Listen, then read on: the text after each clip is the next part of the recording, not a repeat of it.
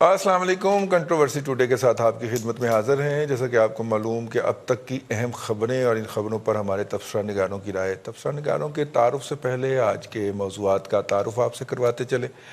آج ہم بات کریں گے ان 3 GITs کی جو کہ ثانیہ بلدیہ کے بارے میں ہیں. عزیر بلوچ صاحب جو ہیں وہ آج کل کسٹڈی میں ہوتے ہیں. پہلے وہ فرشتوں کی کسٹڈی میں تھے, آج کل وہ لا انفورسنگ ایجنسیز کی کسٹڈی میں ہیں. انہوں نے GIT کے سامنے جو کچھ بولا وہ بھی ہے اس میں. پھر ثانیہ بلدیہ کے اوپر ڈائریکٹ جو تھی وہ ایک GIT بنی, اس کی رپورٹ بھی ہے. اور ایک نثار مرائی صاحب کے کیس میں بھی GIT بنی تھی, اس میں بھی ہے. اب ظاہر ہے کہ کسے نہیں پتا, بچے کو پتا ہے. رکشہ چلانے والے سے لے کے ریڑھی کے ساتھ جو کھڑا گنڈیریوں میں پانی انڈیل رہا ہوتا ہے, اس کو بھی پتا ہے کہ یہ کس کی کارروائی تھی اور یہ کیوں شروع ہوئی ہے. آپ کو نہیں پتا تو میں عرض کیے دیتا ہوں. 4 جولائی کو لندن میں کوئنز کورٹ نے ایک فیصلہ دیا ہے, اور وہ فیصلہ یہ ہے کہ الطاف بھائی کے خلاف قتل کے, اقدام قتل کے اور تخریب کاری کے اور تشدد پہ ابھارنے کے جو الزامات ہیں ان کے تحت عدالت کارروائی کرے گی. اور ان کے وکلا کی وہ اپیل ریجیکٹ کر دی گئی کہ جی ان کا یہ مطلب نہیں تھا جو لیا گیا ہے. اور جب وہ ریجیکٹ ہو گئی تو اس کا مطلب وہ ڈائریکٹ امپلیکیٹ ہو گئے مرڈر اٹیمپٹ کے اندر. ٹھیک ہے, کم از کم 6 سال اور زیادہ سے زیادہ 18 سال کہا جاتا ہے اگر وہ جیوری ان کے خلاف فیصلہ کرتی ہے. تو اب ظاہر ہے کہ اب برطانوی آگے بڑھے ہیں تو ہمیں بھی حوصلہ ہوا ہے, ہم نے بھی پھر جناب ان کے خلاف آگے بڑھنے کا فیصلہ کیا. تو یہ ساری صورتحال ہے. ان 3 رپورٹوں کے اندر مشترک کیا ہے, اشتراک کیا ہے, اس کے اوپر آج بات کریں گے. اور ان سے کچھ ہوگا بھی کہ نہیں ہوگا. علی زیدی صاحب جو ہیں وہ چونکہ دیواروں کو وجتے پھر رہے ہیں, وہ ہمارے پروگرام کو بھی وجے تھے جی ایک دفعہ آ کے, پھر ہم نے آگے سے دھکے شکے دے کے یہاں سے نکالا ان کو, تو وہ وجتے پھر رہے ہیں. اور $7 ملین کا جو کانٹریکٹ ہے وہ $65 ملین میں دینے کی کوشش میں رنگے ہاتھوں پکڑے جاتے ہیں, لیکن شرمندگی ذرا سی بھی نہیں ہوتی. 1 کروڑ کے پکوڑے رمضان میں کھا لیتے ہیں ان کے گھر والے یا ان کے گھر چلے جاتے ہیں, لیکن شرمندگی انہیں کوئی نہیں ہوتی, بلکہ اس طرح کے الزامات لگاتے ہیں. آج انہوں نے پیپلز پارٹی کی قیادت پہ بھی الزام لگا دیا کہ جی ان کے نام بھی ہیں, تو پیپلز پارٹی نے ریئیکشن میں آ کے وہ رپورٹ جاری کر دی. اگرچہ رپورٹ لوڈ ہوتے ہی جو تھا سرور بیٹھ گیا سندھ گورنمنٹ کا, لیکن انہوں نے اپنا فرض ادا کر دیا. چند ہو سکتا ہے جب یہ پروگرام آپ کی وزارتوں کے تک پہنچے اس وقت تک وہ سرور بحال ہو چکا ہو, لیکن ان کا یہ چیلنج ہے کہ اس میں سے پیپلز پارٹی کی قیادت کا نام تو اسی کہنا سی کہہ دیتا الزام لا آتا ہوں تسی آپ پہ جانو تہاڈا کام جانے. گزشتہ مالی سال کے اندر پورے سال کے فگر آئے ہیں مہنگائی کے, اور جو فگر ہے کہ 8 سالوں کی بلند ترین سطح پر رہی ہے جی مہنگائی, اور مہنگائی کی شرح جو ہے وہ 10% پلس رہی ہے. 8 سالوں کے بعد یہ پہلی دفعہ یہ موقع آیا ہے کہ مہنگائی اتنی بلند ترین سطح پہ گئی ہو. ایک اس وقت گئی تھی جب پیٹرول جو تھا وہ $140 پر بیرل پہ گیا تھا. سمجھ تو آپ گئے ہوں گے نا, تو اب پیٹرول جو ہے $12 پر بیرل پہ آیا تھا, لیکن اس کے باوجود مہنگائی گئی. اور میں سوچ رہا تھا اگر 140 پہ چلا جاتا تو ان نااہلوں نے کیا ہیوک پلے کرنا تھا, کیا طوفان بدتمیزی برپا کرنا تھا. انہوں نے تو کروا دینی تھی یہاں پہ خانہ جنگی شروع کروا دینی تھی جتنے کہ یہ لائق لوگ ہیں. یہ دوسرا موضوع ہوگا جی ہمارا, اور آج کا تیسرا موضوع ہے کہ کرونا کے بے رحم وار جاری ہیں. 4808 لوگ ہو گئے جہاں بھاگ ہونے والوں کی تعداد. ہم نے احتیاطاً کرونا پہ کنٹرول پانے کے لیے اس کے ٹیسٹوں کی تعداد آدھی کر دی ہے, بلکہ آدھی سے بھی سنا اب کم کر دی ہے. اور اب ہم یہ کہہ رہے ہیں کہ جناب دیکھیں رزلٹ پازیٹیو کم آ رہے ہیں, تو لہذا اس کا مطلب ہے کہ کرونا کنٹرول ہو گیا ہے. جب آپ 1/4 کر دیں تو کرونا اس سے بھی زیادہ کنٹرول ہو جائے گا. یہ کیسی بات آپ کر رہے ہیں. تو خیر اس کے اوپر بھی بات کریں گے. آج کے مہمانوں کا آپ سے تعارف کرواتے چلیں. میاں سیف الرحمان صاحب جی کالمسٹ ہیں, ایڈیٹر ہیں, سینئر ہیں, صحافی ہیں, اور صاحب الرائے صحافی ہیں. بہت شکریہ سر آپ کا. ان کے ساتھ جناب ہمدم درینہ ارسلان رفیق بھٹی صاحب ہمارے لاہور بیورو چیف, اور اسلام آباد میں ہمارے بیورو چیف اسلام آباد جناب ممتاز بھٹی صاحب اس وقت ہمارے ساتھ شریک ہیں. اور فون پہ ہم کوشش کریں گے کہ کراچی کے کسی جرنلسٹ کو پکڑا جائے اور ان سے لیتے ہیں. تو ہمارے رپورٹر ہیں جی, کیا نام ہے جی ان کا پروڈیوسر صاحب؟ جی ہمارے رپورٹر ہیں ندیم شہزاد صاحب اس وقت کراچی سے ہمارے ساتھ, تو ان سے بات کر لیتے ہیں. السلام علیکم ندیم صاحب. جی وعلیکم السلام۔ اچھا بھیا کیا حال ہے، اور یہ بتائیے کہ یہ اتنی رپورٹیں آتی جا رہی ہیں یار، یہ رپورٹی میں حقائق کہیں گم ہی ہو گئے ہیں۔ ایک رپورٹ جو ہے وہ کوئی بات کہتی ہے، ایک رپورٹ کوئی اور بات کہتی ہے، یہ ہو کیا رہا ہے؟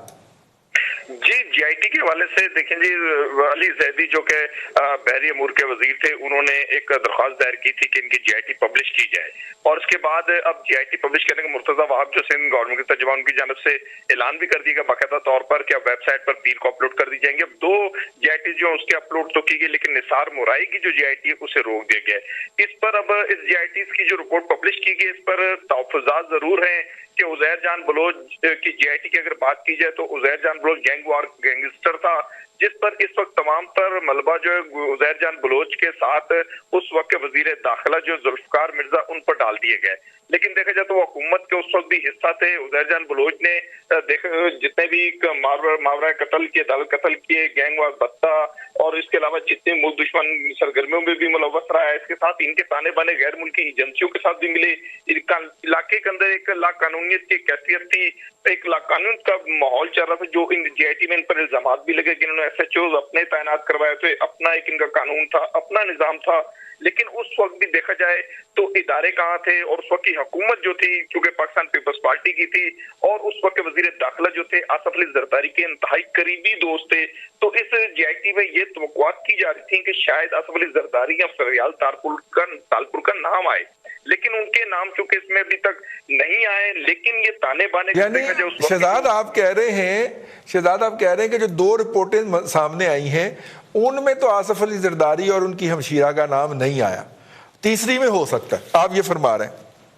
جی ڈائریکٹلی ان کے نام تو نہیں ہے، لیکن اگر ان کے تانے بانے دیکھے جو اس وقت کی جو حکومت تھی وہ پاکستان پیپلز پارٹی کی تھی، عزیر جان بلوچ کو اگر ذوالفقار مرزا کے ساتھ بھی ان کے تعلقات تھے، ان کے احکامات تھے، تو حکومت کے ڈائریکٹلی احکامات تھے، تو وہ تو ضرور جو یہی توقع کی جا رہی تھی کہ ان بڑے ناموں کو جو چھپا دیے گئے یا جن پر پردے ڈال دیے گئے، ان پردہ نشینوں کے نام سامنے آنے چاہیے تھے۔ بالکل ٹھیک ہے۔ اچھا ان رپورٹوں کے کنٹینٹ کے بارے میں کچھ فرمائیے گا کہ جس کے اندر یہ کہا گیا کہ جان بوجھ کے ایف آئی آر خراب کی گئی، اور جان بوجھ کے جو تھا وہ کیس ایسا ڈیولپ کیا گیا جس سے وہ بھولا اور وہ جتنے بھی چریا شریا تھے وہ سارے جو تھے وہ چھوٹ گئے، اور حماد صدیقی صاحب بھی جو تھے وہ بھی ملک سے باہر تشریف لے گئے۔ ایک دفعہ کہا گیا کہ ان کو واپس لایا جائے گا، پھر کسی نے اس کا نام نہیں لیا، اور فائنلی جو ہے وہ مل مالک کے نام کے اوپر مدعا ڈال کے وہ مدعا غائب کر دیا گیا۔ یہ بھی اس کے اندر ہے۔ تو اس میں کوئی سفارش بھی کی گئی ہے کہ کسی کے خلاف کارروائی کی جائے یا ایف آئی آر کو ریوائیو کیا جائے؟ کوئی اس طرح کی بات ہے جن کے اندر جو پہلے 2 سامنے آئی ہیں؟ جی اس حوالے سے تو جو جی آئی ٹیز اس وقت مرتب کی گئی یا جو تشکیل دی گئی تھی کمیٹی، اس وقت اثر رسوخ چونکہ حکومت کا تھا، اس وقت پاکستان پیپلز پارٹی اگر عزیر جان بلوچ کی جو گینگسٹر تھے ان کی جی آئی ٹی پہ اگر بات کر لی جائے تو اس وقت چونکہ پاکستان پیپلز پارٹی کا فل حکومت تھی وفاق میں صوبوں میں، تو اس جی آئی ٹیز کے جو نتائج تھے اس طرح تو اخذ نہیں ہو سکے۔ پھر ان کی جانکاری کس حد تک تھی کہ کراچی کے اندر دیکھا جائے تو بالکل قانون نام کی کوئی چیز نظر ہی نہیں آتی تھی۔ جو دیگر لا انفورسمنٹ ایجنسیز تھی ان کی جانب سے بھی باتیں سامنے آئی کہ وفاق آرڈر دے گا تو تب ان پر ایکشن ہوگا۔ دیکھا جائے تو عزیر جان بلوچ اور لیاری کا جو علاقہ ہے 1 کلومیٹر کے 2 کلومیٹر کے فاصلے پر گورنر ہاؤس، آئی جی آفس، دیگر حساس اداروں کے دفاتر موجود تھے، لیکن لیاری کے اندر بیریئر بند، پورے علاقے کو ہم نے اپنی آنکھوں سے دیکھا اس دور میں کہ یہ ایک الگ اسٹیٹ بنی ہوئی تھی۔ تو اس دور میں ان کی جی آئی ٹیز یا ان پر لکھنا کسی پولیس اہلکاروں کا یا افسران کا، چونکہ جی آئی ٹیز کے اندر کام تو ایف آئی آر بنیادی جو چیز وہ ایف آئی آر ہے، تو ایف آئی آر تو متعلقہ تھانوں نے کاٹی جو ان کے زیر اثر تھے۔ اسی طریقے سے اگر بلدیہ فیکٹری کی بات کی جائے تو بلدیہ فیکٹری سائٹ ایریا کے اندر اس کا سائٹ 2 کے اندر اس کا ایف آئی آر درج ہوئی تھی، وہ تھانہ اور ان کے متعلقہ جو اوپر افسران تھے، کیونکہ شہری حکومت ایم کیو ایم کی تھی، ایم کیو ایم لندن کا ایک ایسا نام تھا کہ کوئی بھی افسر اس جی آئی ٹی یا اس ایف آئی آر کو صحیح حقائق اور اس زاویوں پر نہیں کاٹ سکا، نہیں اس کیس کو پٹ آن کر سکا، क्योंकि एमक्यूएम के हवाले से अगर मैं आपको बताऊं, इस जीआईटी के हवाले से कि इस पर वो बड़े बड़े नाम थे, रहमान बोला, अम्मार सिद्दीकी, ठीक हो गया, ये वो लोग थे जिनका एक तूती बोलता था, इनके नामों के आगे कोई लिखते हुए भी वो अफसरान सोचते थे। कई ऐसे केसेस के अंदर वो तफ्तीशी अफसरान के भी देखा जाए तो उनको शहीद किया गया। ये एक वतीरा रहा है। फिर इसके बाद जो इसकी एक बुनियादी बहुत बड़ी एक वजह भी सामने आई कि जो मिल मालकान थे उस वक्त की जीआईटी में, उनके बयानात ये थे, अरशद बायला और डॉक्टर शाहिद बायला, ये दो भाई थे इस अली इंटरप्राइजेस गारमेंट्स के।